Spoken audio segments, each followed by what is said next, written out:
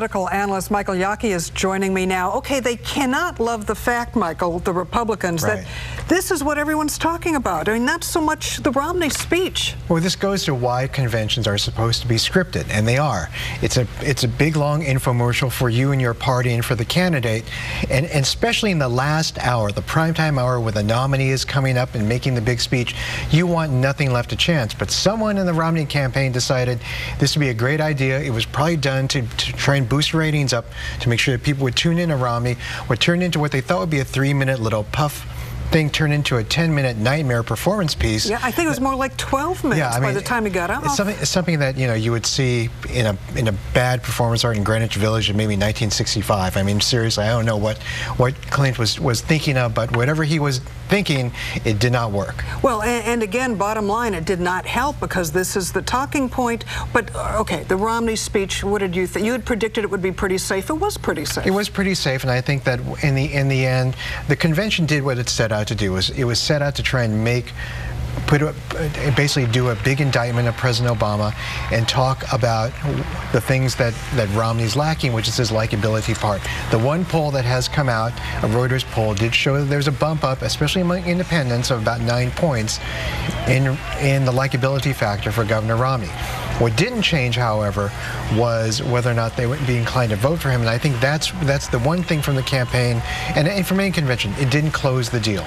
So the debates are going to be very important coming up to make that happen. A lot of people think that the splashier convention speech came from Romney's running mate, Paul Ryan. It was certainly a very well-delivered speech, but peppered the next day, analysts were saying, a lot of misleading information. So in the end, did that help? Well, I think in the end, the Paul Ryan speech did more harm than good. It was great red meat for the audience. It really riled them up. But the problem was that within the 24-hour news cycle, which is where most people tend to get their impressions of what actually happened, because, you know, viewership isn't all that great. The fact of the matter is that the press, both on the left and the right, I mean, this is Fox News was giving him a hard time, as well as, you know, CNN and MSNBC, LA Times, what have you. They were really going after him on the facts, and in fact, they were giving him numerous opportunities, Paul Ryan, to allow him to walk back on some of the statements that he made.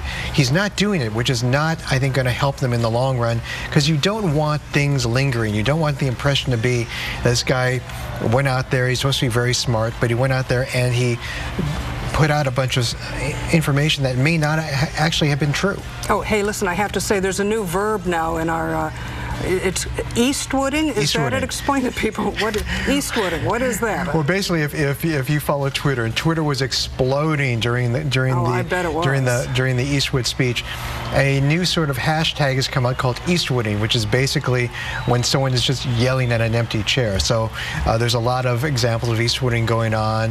There's some YouTube stuff. There's some YouTube. There's Funnier Die has put out something already. There's a website for the empty chair. Yeah, well, there's Invisible Obama already has 40,000 followers on Twitter. So. All right, and so now I know you're coming back. We'll talk about the Democrats. Right. And their big party begins next week. Is it Wednesday, I think? Tuesday with Michelle Obama, North and Carolina? they've got a lot to do too. We'll talk about that. Thank you, Michael. We'll see you in a bit. And if you'd like to connect with Michael online, you can do that. You can follow him on Twitter. His handle is @YakiBlog, and you can also read his political website, michaelyaki.com. So. Decision 2012 and the Republican convention wrapped up last night after a long evening of speeches from speakers including Newt Gingrich, Jeb Bush, and most strangely, actor Clint Eastwood. And this was the scene that wrapped things up last night. Paul Ryan joining Mitt Romney on stage, and eventually there lots and lots of family members would appear. Those happy family shots, kind of obligatory, aren't they? The next, yeah, everybody bring out the kids, which eventually happened. The next party will be hosted by the Democrats, the Democratic National Convention next week in North Carolina, and Michael Yaki is with me. So basically, everybody, you know, the likability stuff, the president has that. Now he's got to sell people on why should they give him another chance? Exactly. I think that the toughest part for President Obama is going to be trying to convince everyone that he actually has a plan for getting the economy getting back. Now, part of this is going to be explaining what it is he's already done, because most people have actually forgotten, or they've they are going to be forgotten, because what the GOP was going to do is try and inundate the American people with ads in a way that makes them forget the tough decisions Obama had to take when he came into office. He was elected under a great feeling of goodwill, a lot of hope, a lot of potential for change. But, the question that Romney posed, which I think was somewhat effective, is, was the best moment that you had with this presidency casting the vote for him and trying to give them permission to walk away from him, even though they like him and think he's a nice guy. So what the president has to do is reconnect and say, there's a reason that you liked me. It's not just because you want to sit down and have a beer with me and we can talk about basketball or sports. It's because I represent something that you really want, and this is what I want to do in the next 4 years. So how much did the Republicans do, Michael, to make that a harder sell, if they did manage to make it a harder sell for the president? Well, I think that they did somewhat of a good job of making that a harder sell. What they're obviously trying to do is take away some of the key messages that the Democrats want to make. They're trying to take away the Medicare message by taking the Medicare $716 billion figure that is actually attributable more to Ryan and whacking it right back at the president. They're trying to deal with this. There's a very complicated issue. Basically, they've been running a lot of ads, and we don't see them here in California, bashing the president on ending the welfare to work requirement, which everyone, including Republicans, has said is actually not true, but they're running the ad anyway. Some people think that's a subliminal whack at the fact that the president is African American and the connection that people try and make that prejudice. Let me guess, they probably won't try to do a surprise celebrity guest. Well, I'd be surprised if they did. This will be scripted. Yeah, all right. Thank you very much, Michael. And if you would like to connect with Michael Yaki online, you can. You can follow him on Twitter. His handle is YakiBlog, at YakiBlog, and you can read his political website, michaelyaki.com. And a reminder, you can watch And now back to our continuing Decision 2012 coverage. You're looking at a live picture inside the GOP Convention Center in Tampa, Florida, where the Republicans are eagerly waiting for Mitt Romney's big speech tonight. There's quite a lineup tonight and leading up to his presentation. Joining me now to talk about all of this at the Republican National Convention, what happens tonight, as well as some of looking back at what happened last night. Michael Yaki, political analyst, with us again. You had a chance to take a peek at some of the excerpts from Mitt Romney's speech tonight. What was your impression? My impression is that it's a very safe speech. There are some interesting elements to it. He's going to talk about his faith. He's going to be talking about making a theme basically of a variation of "Are you better off than you were 4 years ago?" by basically contrasting the excitement with Obama 4 years ago with how people are feeling today. And he's basically saying, if you don't feel that excitement, don't vote for him again. The other interesting thing is that I looked at the speech, and there's no sort of big showstopper moments yet. I mean, we've seen the excerpts so far. He talks a lot about what he did at Bain Capital without mentioning the word Bain. He talks about his various accomplishments in various states. I think one of the most interesting things is that they do a couple things which I think is actually going to help the Democrats. There are a couple swipes in there that are going to go towards solidifying the Democratic base by taking swipes at public education and a big swipe at the whole issue of climate change and the environment. So it's safe enough for him to get those undecideds that they've been trying to get? Well, we don't know exactly what is in the whole body of the speech, but again, I've been saying all along, he needs to be talking about how he connects with average working men and women, talking about big companies that he's built, talking about his faith is going to go somewhere, but it's not really going all the way, so we'll see. Okay, we've talked a lot about likability and that President Obama's numbers are much higher than Mitt Romney's. Is likability really what people vote on, or do they vote their interest? They vote their interest, but the question is, in the whole the likability scenario is more about who in the end do you trust, do you think is going to actually help you out? And right now, all that is trending toward the president. This is what Romney has been trying to break free of, why they've been hitting the issue of leadership so hard to get people off the idea that just because they like him better, he's not a great leader. But Romney has been a political moderate for all of his political career. Is he going to be able to shift into a moderate zone now that the general election is beginning? Well, he has to. I mean, this is sort of the Etch-a-Sketch moment that his campaign manager alluded to, he's going to be talking about jobs. I mean, the economy is the #1 issue. So a big section of the speech talks about jobs, talks about cutting taxes for small business. He stays away from big issues like individual income taxes. He stays away from some of the more controversial ones that go into the whole issue of deficit reduction. He talks about, I'm going to cut the deficit, but there are no specifics so far. Also talking tonight, we already heard from Jeb Bush, former governor of Florida, Clint Eastwood on the panel tonight. Well, I'm going to be very cynical about this. Ratings are really, really down on the convention. I think it's about 10, 20, $15 million viewers down. I think Clint is a way to try and goose it up in anticipation of Romney. Let's talk about Paul Ryan last night. Whatever you thought about the content of his speech, it was a rousing, robust speech, and he was very harsh in his criticisms of President Bush. Is he going to be the attack dog, as vice presidential candidates often are? Well, Paul Ryan is the attack dog, and that's clear without a doubt. The problem with Paul Ryan's speech is that it played well inside, but the 24-hour news cycle, which is where most people form their opinions about the speech, has been rife from the left and the right with whether or not he was factually challenged throughout the speech. Issues like the plant closure in Ryan's district in Wisconsin, which was actually done prior to the Obama office. It was done under the Bush administration. Right. The Medicare claim, which is actually contradicted by the Congressional Budget Office.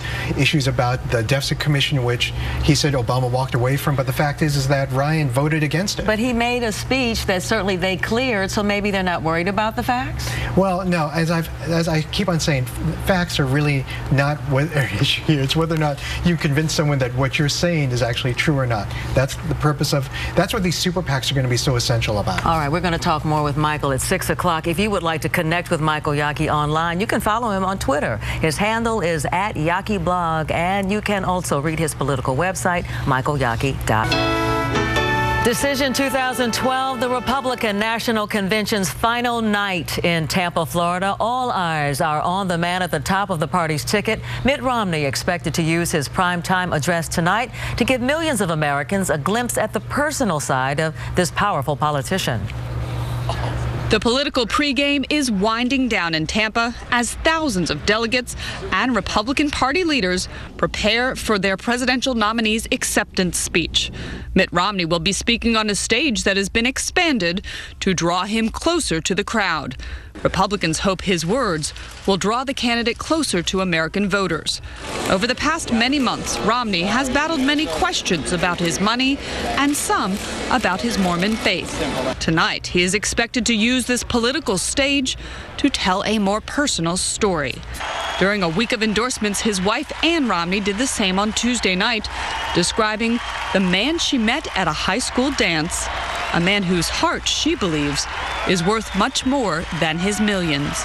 Mitt doesn't like to talk about how he has helped others because he sees it as a privilege, not a political talking point. But this is a political convention after all, and some of the party's biggest names are taking the stage tonight. Newt Gingrich and his wife Callista follow a film about Ronald Reagan. Former Florida Governor Jeb Bush is expected to make a push for education reform. And Florida Senator Marco Rubio will introduce Mitt Romney. Romney's running mate Paul Ryan had his turn with the crowd Wednesday. A Romney campaign advisor says the two men are ready to hit the road. You can tell these two people have a lot of chemistry on the trail, and we're looking forward to both of them being out there campaigning. The campaign plane, to be unveiled Friday morning, is on the runway and ready. Stacey Cohan, KRON 4 News. Joining me now to talk more about the action at the GOP convention, our political analyst Michael Yaki. So he has to humanize himself. Other people have tried to do so throughout this convention. Right. You've seen excerpts of the speech. Does he succeed?